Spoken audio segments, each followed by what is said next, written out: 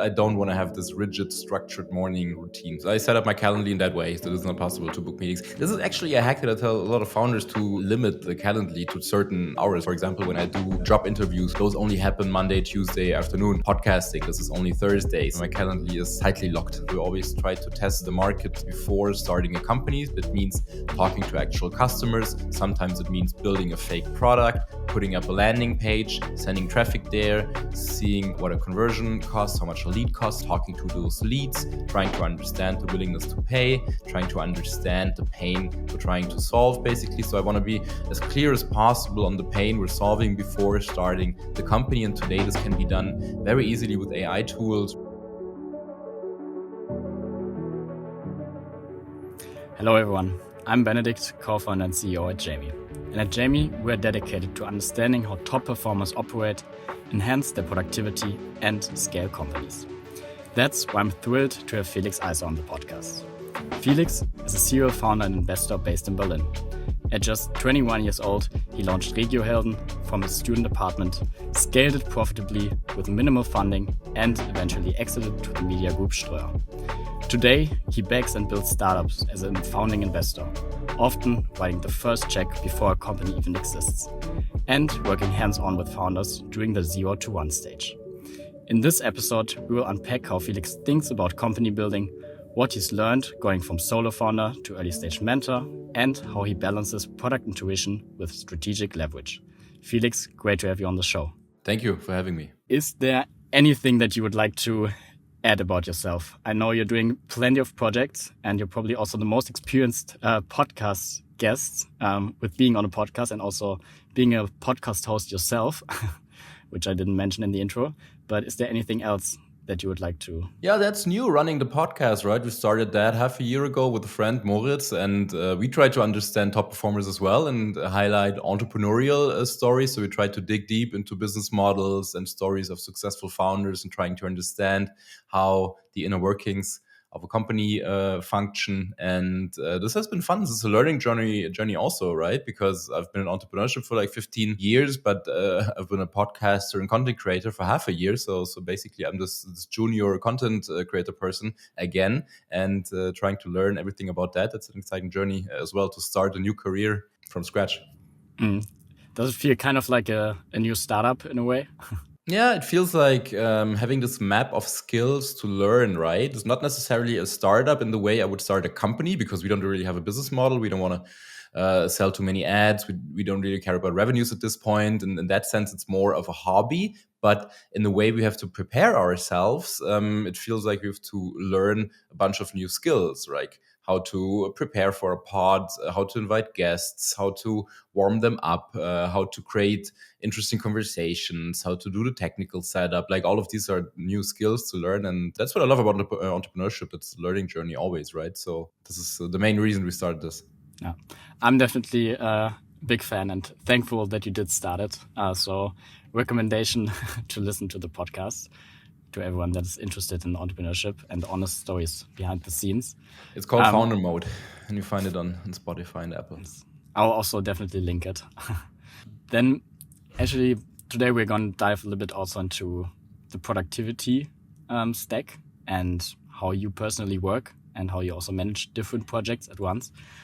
So actually starting with the beginning of the day and the morning, how do you actually start your work day? Do you have a special routine? No, and I worked very hard for that. So this is what I would say, that the best luxury of my life at this point is that I worked very hard in my 20s to afford to not to have an alarm clock now in my 30s, basically. So I keep the mornings open. We have a small family and then small kids, so the alarm clock is biological, so to say. But for me, at this point, what I enjoy most is having an empty calendar in the morning. So usually my meetings start around like 10 or 11, and before that I have time to spend with my family, to work out, to do research on projects. Sometimes I watch podcasts while I'm on my Peloton bike. So it depends a little bit. I don't want to have this rigid, structured morning routine. Okay. So, but you do use your calendar and leave it then intentionally empty or blocked in the morning, so not anyone can schedule, for example, through a Calendly link with you. Yeah, exactly. I set up my Calendly in that way, so it's not possible to book meetings. This is actually a hack that I tell a lot of founders to limit the Calendly to certain hours, right? So, for example, when I do job interviews, when I interview people, those only happen Monday, Tuesday afternoon, for example. Podcasting, this is only Thursdays. So I try to manage different time slots, basically. The worst thing for me to have would be an open Calendly where everybody could book whatever time and my schedule would be completely scattered. So I would not recommend doing that. My Calendly is tightly locked. Yeah, yeah, I think that's a very good way to do it. I mean, I remember I didn't have it that way for a long time, and then like the day was completely scattered. And also, if you have like 15 minutes meeting, and then there's a 15-minute free slot between that. Yeah, what are you You going can, to do about that, yeah, right? You're not going to start like a big project, and this context switching is hard enough. And then you switch from different work modes, like meeting mode, deep work mode, doing emails. So all of these are different ways to work, right? And the worst thing is to switch from one another yeah. on a daily basis. Yeah. No, that's true. Last time I talked to Claude, who's a big fan of also using the calendar in a very diligent way and structuring tasks in there, for example, through time blocking. Is that also something that you do, or do you use your calendar mainly for meetings? I use it mainly for meetings. I don't use it for tasks because I had the experience that when I put it in for tasks, then something else comes up and then I have to move it again and structure it. So I use two separate systems. The calendar is for meetings, like places I have to be, calls I have to take. And then I have my to-do list, basically, which for many years I've put in Asana, basically. And this is structured in different areas. But basically, I use that when I have free blocks in the calendar to work on the most important things. I try to separate those. Okay, so you use Asana for your to-dos. How do you structure it, actually? I mean, you have many different projects. Maybe you can actually give a quick overview also on what the different projects are that you're working on.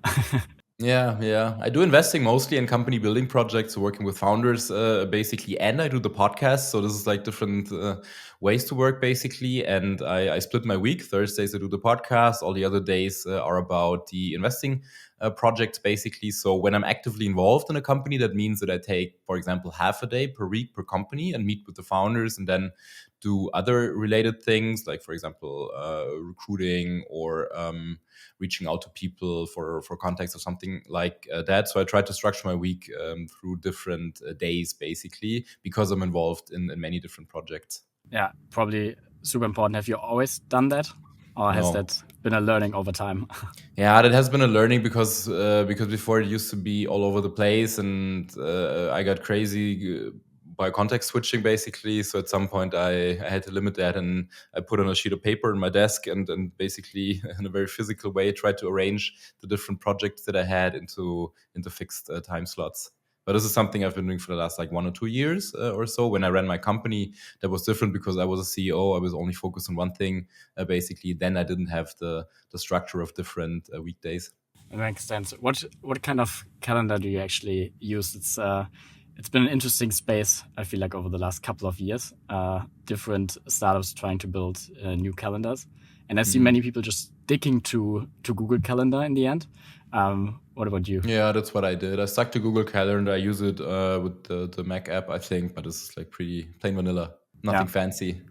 Okay. Yeah. Also Asana. I mean, I started using Asana when this was basically a simple to-do list. Today, I wouldn't start using it for me as a basically solo investor without a big team to work with, because it's gotten so complicated, right? Now you have these Kanban boards and like whatever dependencies, and everything got much more complicated. I started using it maybe 15 years ago when the company started as a very simple to-do list, and now it's hard for me to switch, but I don't use 95% of the functionality. Yeah, I totally agree with that. I mean, I've tried using it, and then I felt like it was just too much for what I need personally. I think on the team level it's something different, but just like for my personal workflow, it's way too overloaded in terms of features and functionalities. I actually get back to Apple Notes also from time to time, just like a simple list.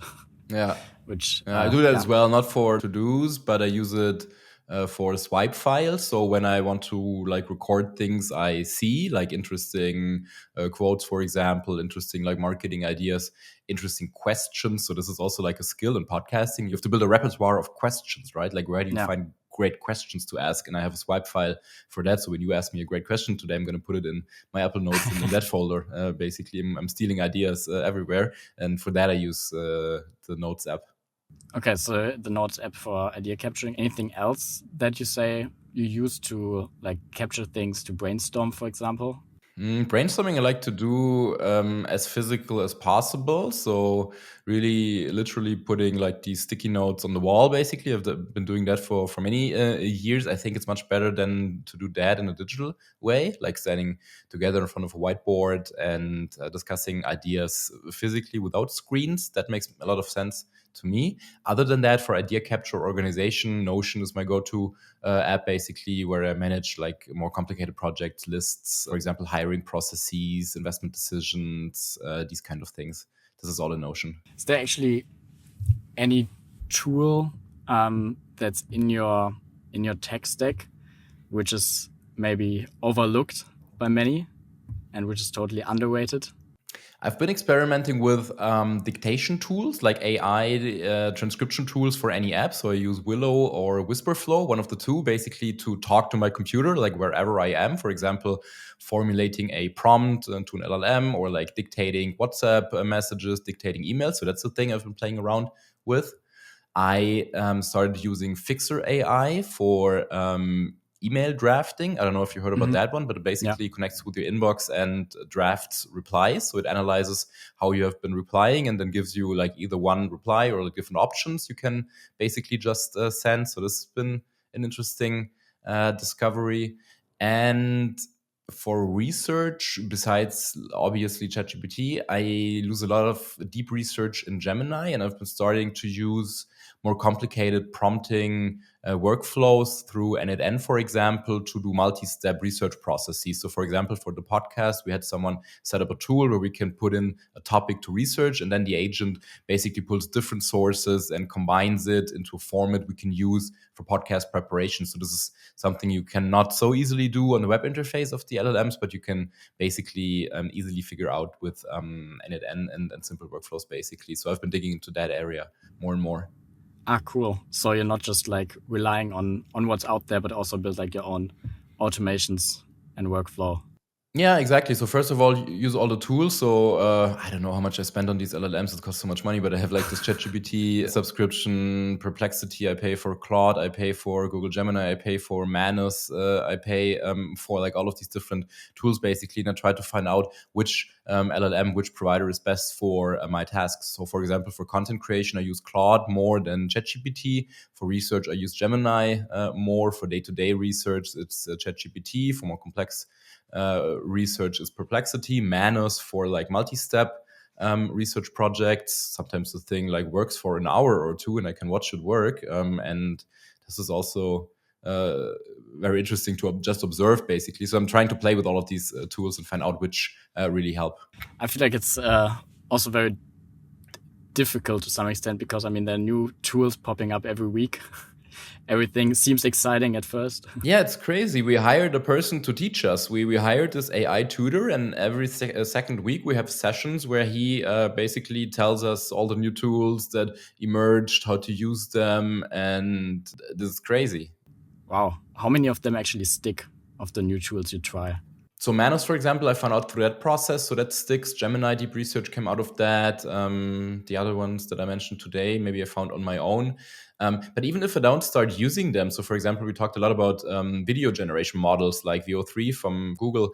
And sometimes these are things that portfolio companies of mine can use. So I try to stay educated on things, not only for my personal productivity, but also for projects that I'm involved with, basically. And a lot of us is just entertaining. So we started building songs with Suno and creating AI music, for example. It's just for fun, but it's also like super interesting to see how these models evolve. I mean, also, for example, voice AI is an exciting topic on the one side, like voice bots answering the phone, for example. This is an area where I'm exploring different investments, basically. And it's interesting to see how these models evolve, right? Like within the last half year, so much has changed. It's become so much more natural in the way these things can talk. So you can really observe the mainstream readiness of these products, which I wouldn't have been able to do without these tutoring sessions, I would say. Yeah, voice is definitely something that's very interesting, and I'm extremely curious about how it will evolve.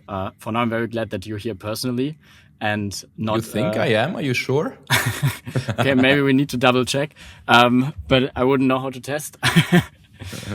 But no, I'm quite confident in that.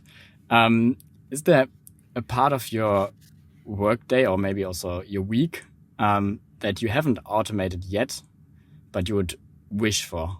Yeah, so for example, in recruiting, I do a lot of recruiting interviews, like screening calls. The first interview you take basically 30-minute Zoom call, and in the last week, I've probably done like 15 or 20 of those, so like 10 hours or so doing these interviews. I don't want to automate that yet. I think in maybe a year or so, this could be pretty easily automated. So I invested in this company called Lizzie AI. They're based in New York City, and they basically develop a technology to do that, to conduct screening interviews with an AI, which is also good for the candidate because they can take the interview at any time.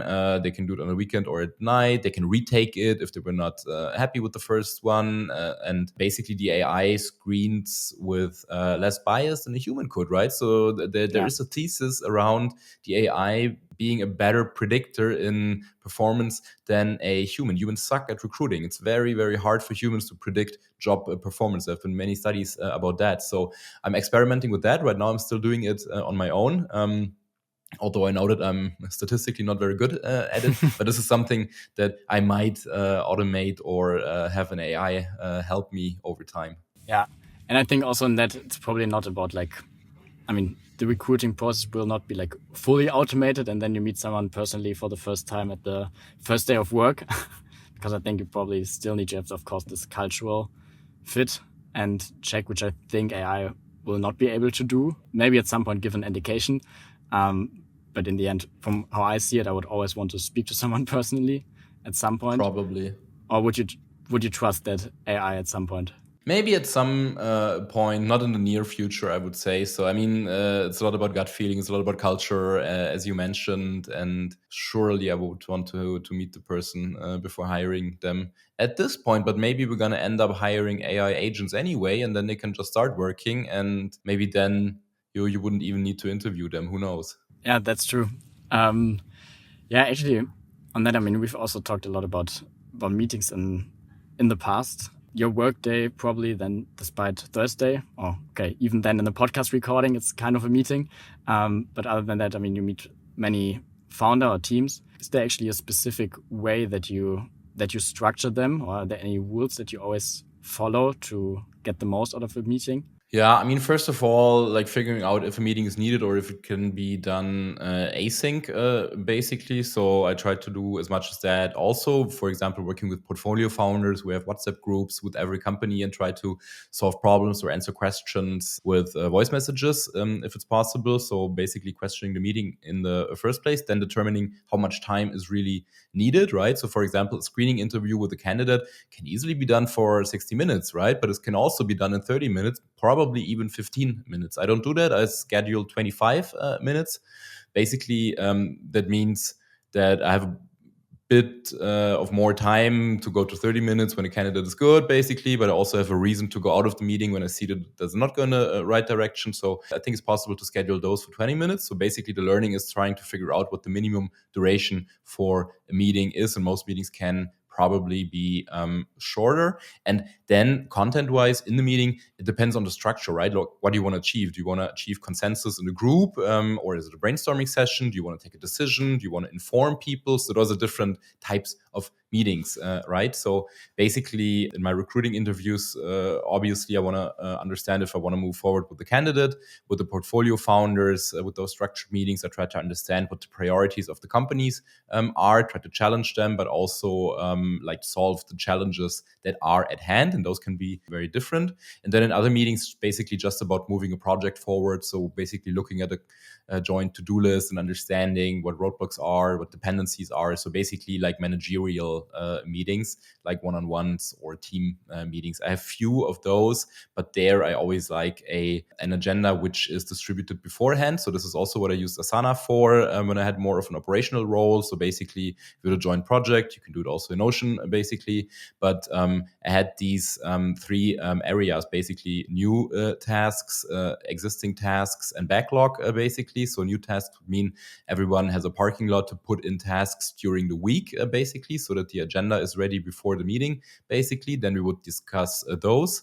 In the existing to-do tab, there would be everything we talked about in the previous weeks to track if it has been executed on, if something is unclear. And in the backlog is basically all the rest, like information, things we talked about in the past, but that don't have a structure to do. So basically with these three headlines, I try to organize the recurring meetings. Yeah, interesting. I think it's super, very important to be clear, like with the intention of a meeting.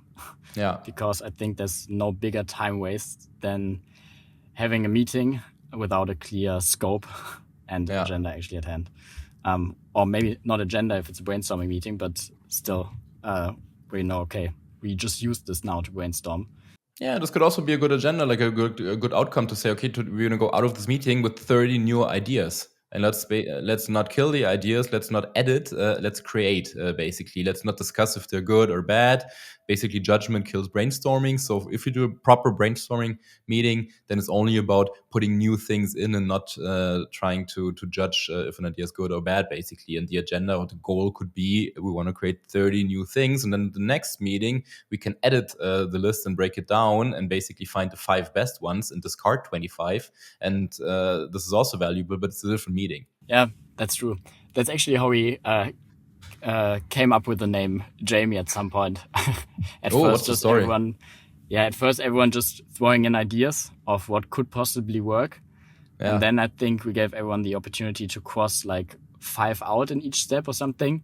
So that at the end, I think only a couple of suggestions were then still available. And then decided to go with Jamie. And luckily we all agreed. Nice. From what I've heard, I mean, you spend a lot of time on or with your portfolio companies and support them quite a lot operationally. Can you walk me a little bit through your approach when you build a company from scratch together with founders? Yeah. So, I mean, a lot of things have to come together, right? A founding team, an idea, which has to be at the right time, and then possibly investors if you need those. So basically, my role is a little bit like a movie producer, right? You need like kind of different ingredients. You need a director, you need artists, you need equipment, you need funding, you need a location. And basically, I try to combine these ingredients. And oftentimes it fails, right? So most of the new projects I work on, they never materialize because one ingredient is missing, basically. So I either start with an idea or with a team. Could be both. Could be a team that already has an idea, but also could be somebody who wants to start a company but doesn't have a clue about what to build, basically. So I've worked with a lot of founders in that scenario as well. And then we try to brainstorm also ideas and try to understand like what the person is interested in, what the passions are, what kind of work they want to do. Is this like more of a builder? Is it more of a seller? So basically a person who can build a product or a process, or is it a person that can do marketing, PR, fundraising, sales, and like what type of work they want to do. So for example, I invest in a lot of companies that sell technology to small businesses. And that's a particular way of selling products because it basically like a consumer business. So small business owner decides mostly on his own, right? There's no big committees. It's basically their own money, but the tickets are a bit higher than a typical consumer. And that needs a certain type of person to run such a process, right? So for example, me, I would be bad at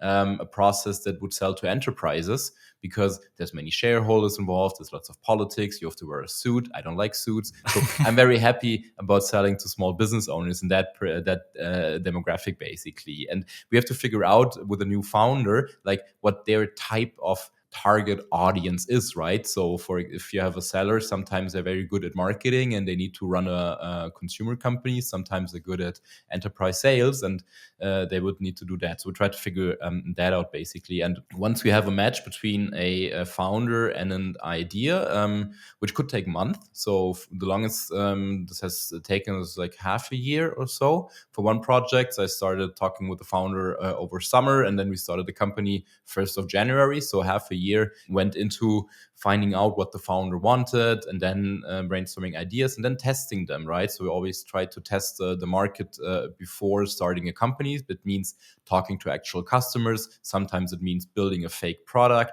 putting up a landing page, sending traffic there, seeing what a conversion costs, how much a lead costs, basically talking to those leads, trying to understand the willingness to pay, trying to understand the pain we're trying to solve, basically. So I want to be as clear as possible on the pain we're solving before starting the company. And today this can be done very easily with AI tools, right? So basically building a simple website with Lovable, for example, or with WordPress, and basically trying to build the product before we sell it, and sell it before we start the company. So the process is kind of in reverse to what you would traditionally think, basically. And once we have all that in place, have enough conviction about the market and the way to go, then we start the company, and I invest as the founding investor, and from there help the founders with things like building the actual product, building the go-to-market function, hiring, building an advisory board, fundraising, these sort of things, basically. Very cool approach. Actually, something I haven't seen so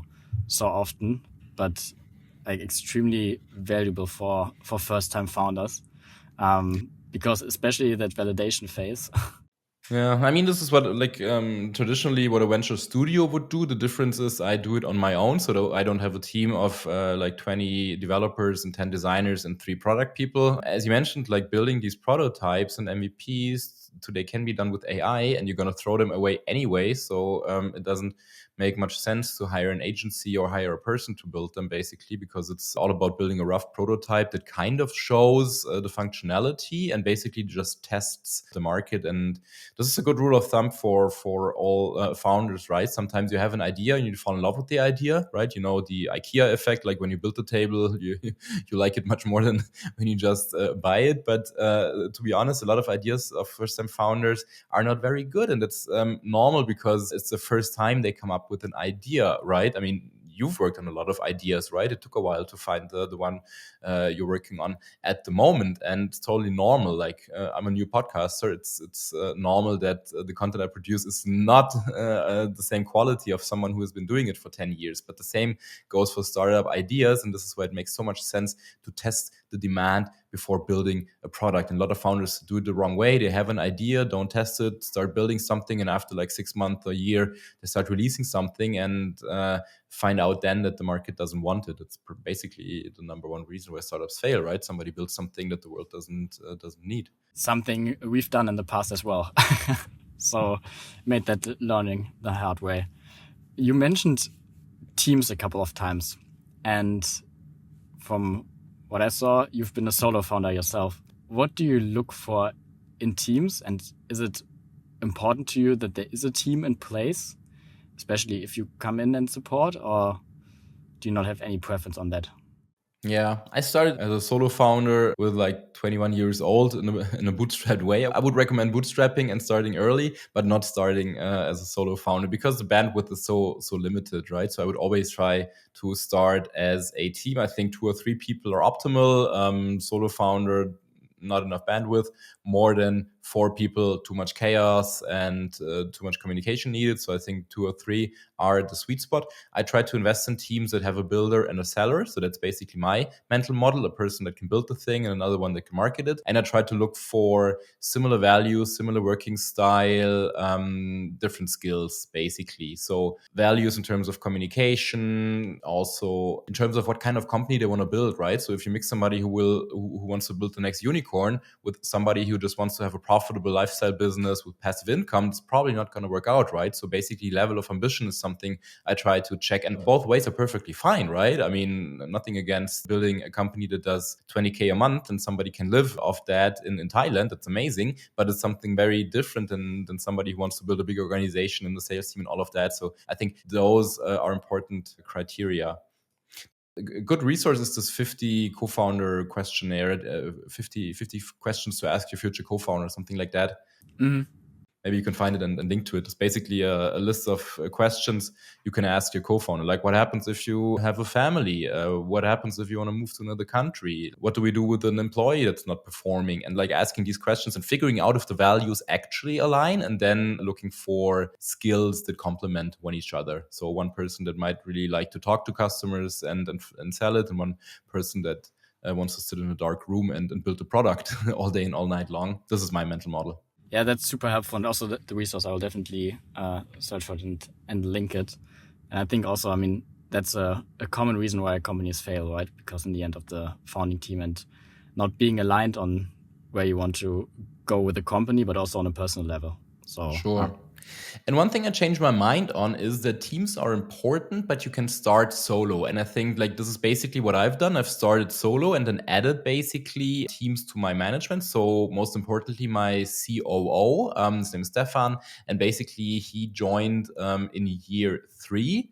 He was kind of a late co-founder basically, and from the moment he joined on, we were the 2 people to run the company. My role was mostly external, and his role was mostly internal. So I was the CEO, he was the COO, and that worked well. Also to recruit a person later basically. So today I would say I like to invest in teams, but they don't have to be complete from the get-go. I also had good experiences by building a company around like lighthouse founder. My experience is that usually it's one person that drives the whole thing, and then basically adding more co-founders along the way. Also because it's easier to recruit co-founders when you have a little bit to show, right? Like when you have the first product, first paying customers, the website is live, so you can like feel if there is something that opens the horizon to a much broader audience of potential co-founders who would maybe not jump headfirst into cold water without knowing what they're getting into, but who would feel comfortable joining a company after a few months once they see that there is traction.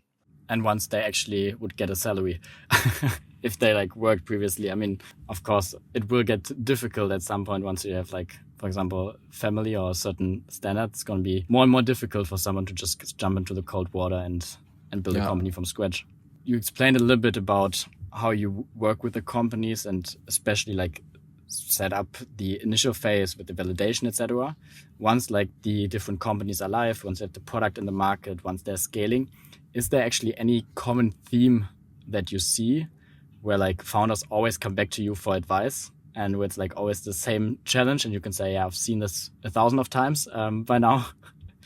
I mean, there's always one bottleneck, right? So either it's like customers, we need to figure out go to market, or it's recruiting, we need to hire more better people, or it's finance, we need to have more money in the bank account. Like one of the resources is usually the scarcest, and we have to focus on that basically. So that happens over and over again. And then there's the thing that's the fourth resource: we need more time. And like this is not a resource we can get through fundraising or hiring. Basically, there we have to figure out the productivity. So this is also a usual pattern that arises, that the calendar gets more full, meetings are scheduled, and at some point it's hard to match the company's priorities to the calendar of the CEO. So that's a repeating pattern basically to understand, okay, what are the most important things at this point for this company, and does the calendar or the time management system actually reflect that? And it's completely normal for those two things to disconnect, especially once you start hiring employees and have one-on-ones and a lot of interviews, for example. Hiring is always one of the big priorities, but sometimes it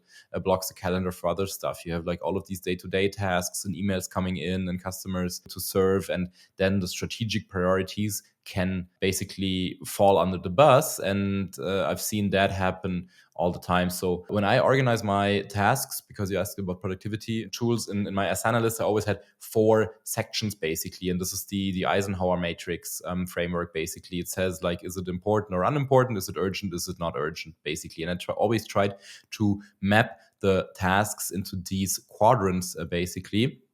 And the problem is always the quadrant of important, not urgent. So basically the strategic work you have to do that doesn't send an email, that doesn't stand next to your desk, that doesn't call you. So I need to build the business plan for the investor to send them. It could be this week, could be next week. There's no time pressure, but it's a strategic thing that I have to find time to do. And these are always the tasks that fall under the bus of day-to-day tasks, basically. So a lot of the work in time management with founders is trying to understand what are the things that are important but not urgent, and creating room in the calendar to actually work on those. That's a super good point, and also resonates a lot with me. And also like at the beginning of each day, really asking, okay, what's the one thing I can do today that will have the most impact, and not getting sunk in the day to day and hopping into your inbox and then being stuck there for the rest of the day pretty much. Definitely. And how do you do it once you find it out what it is? Do you block time? Do you just start working on it in the morning? What's your routine? No, I block time in my calendar. So I use like time blocking in general to also like map out some tasks there. And I also try to keep my mornings, it doesn't always work, but try to keep my mornings meeting free, to really also have like the time to work on the stuff. And sometimes maybe I use it also for non-strategic topics and tasks, but I know that I have the availability to do so. And that's something that's very important to me, but it's also hasn't been the case all the time. So in the past, I also noticed, okay, now I'm kind of spending too much time on operational stuff and not making enough time for strategical stuff. So if we look a little bit again about AI startups and how AI overall is also affecting startups, how do you view the impact of AI on like SMB focused products, for example, like SuperChat, a company that you co-founded? What do you think about the impact of AI on companies like that? I know you mentioned that an early prototype is now faster to build than ever, or maybe a landing page with Lovable. But what else do you see as an impact? I think in terms of testing, a lot can be done much more quickly. So like SuperChat is a company that is 5 years old. Like when we did the testing, it was all in Figma basically, and somebody pushed the pixels around. Mika did, the product co-founder, to basically build a fake product to sell. Today you could do that easily with AI tools. So that's one thing that's changed.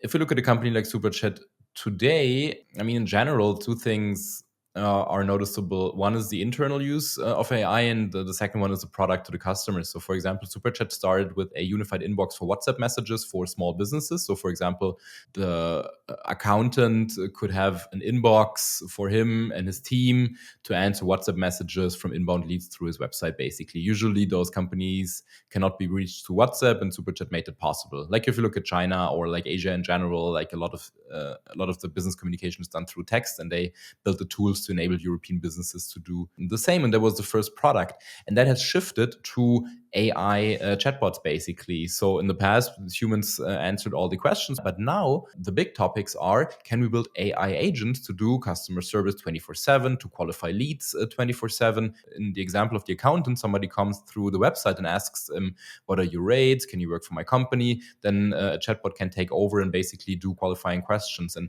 that has shifted, right? That the product now is more about the solution that the company wants, which is a client or a closed customer service ticket, and not so much about the tool to use, basically. So that's one shift. And like internally, obviously, all the startups today use vibe coding tools like Cursor to leverage themselves. And basically, the discussions that I have with founders is not so much how can we build a team of 20 engineers, but the question is rather how can we find 3 really cracked engineers. I learned that word from my young founder friends. They only talk about cracked engineers. The other day I was asking, like, what does a cracked engineer do? That sounds weird. But they told me those are the like top 1% engineers, like these 10x engineers, but like only the best of those that can leverage AI tools to be much more efficient than a whole team of engineers, basically. And that's the mental model of having like a Navy SEALs team of like 10 highly trained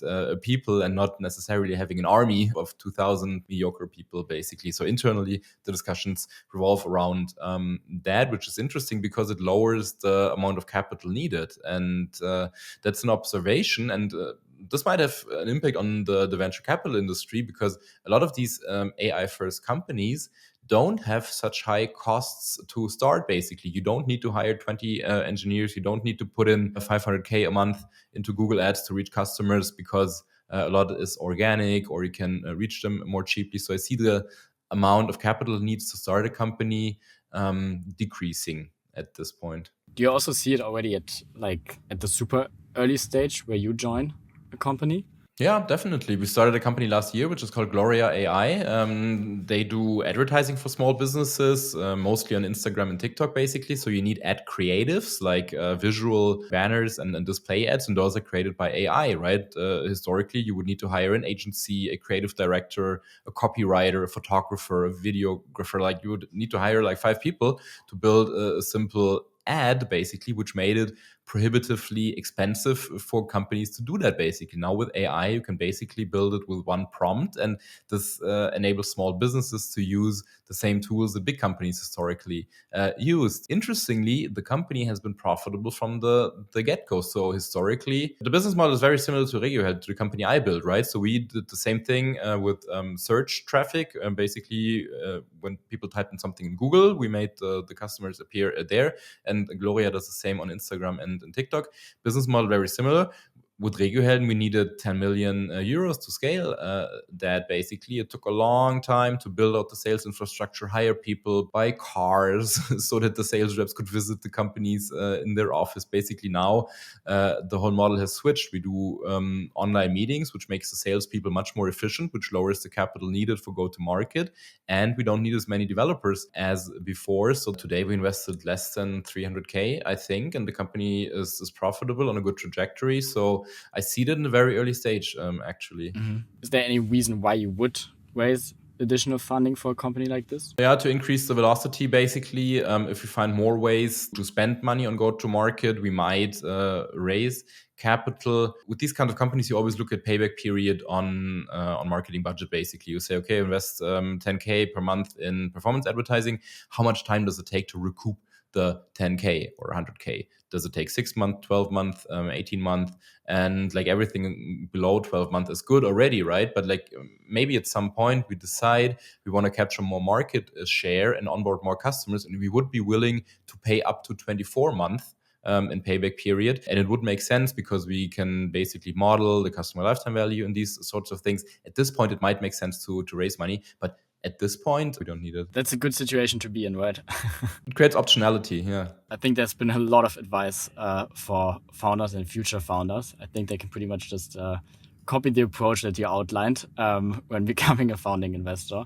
But if there would be like one piece of advice for founders that you would narrow it down to, what would you tell them? Surround yourself with people you want to learn from, basically. So I believe a lot in peer-to-peer learning and mentorship, and we haven't talked about that a lot, but I think it's extremely important to surround yourself with people you want to be like. I mean, there's plenty of studies of that, right? If you surround yourself with fit people, you're going to become fit. If you surround yourself with people who are happy, you're going to become more happy over time. And I think if you want to be a successful founder, try to find a way to surround yourself with successful founders, basically. I've done that starting 15 years ago, like in the first year of my company, basically try to find a peer group of people to have honest conversations with, right? Not these like shallow conversations at conferences where you ask, like, hey, how's it going? Yeah, it's amazing, blah, blah.